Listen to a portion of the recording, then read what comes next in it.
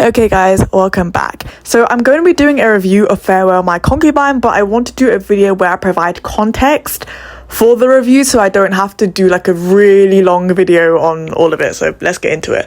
So Farewell My Concubine prioritizes two main characters, Dowsy and Shatao, and their best friends, and they're both in an opera troupe.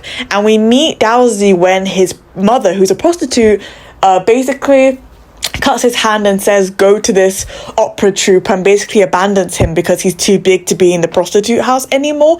Me saying that sounds so much less dramatic than actually watching it, but it's traumatizing, and you can just tell it's a traumatized person who probably didn't have a choice and could not abort her baby, who now has to basically traumatize her son too because she's traumatized and doesn't know anything more than heartlessness and coldness.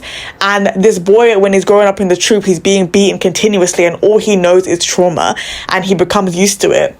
And the only warmth that he has is his best friend Shatao. They warm up when it's cold and they sleep next to each other, and there's a lot of homoeroticism in the film.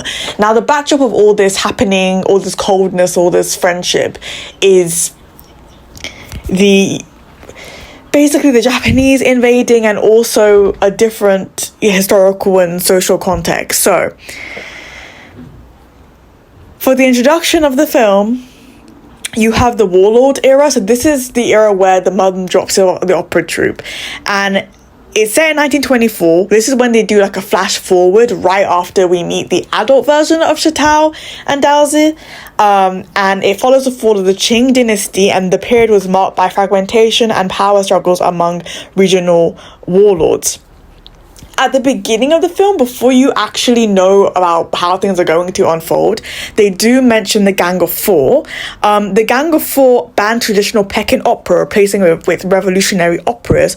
And while this temporarily ended exploitative practices, it also resulted in significant cultural loss and political manipulation of art. And basically, once that happens, the film then goes through the process where Pekin opera is then put at the forefront once again.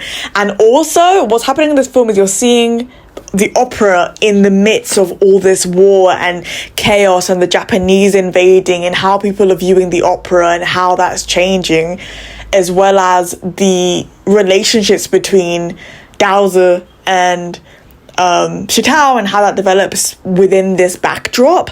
I watched it primarily because I'm watching Winter Begonia, and this film is set in obviously like a similar setting, but it explores the characters in a different way, right? They're different characters, but like similar setting, similar dynamic, but exploring it focuses way more on the opera, I would say, than Winter Begonia even does, because it's like the opera and the business, the opera and the merchants, right? This one is primarily focused on the opera, and it's super depressing, right? But it's also really enjoyable. Thank you guys so much for listening. If you liked this video, please click the like button below, and also if you'd like to subscribe, I'd also love that. Thank you so much for listening. Bye.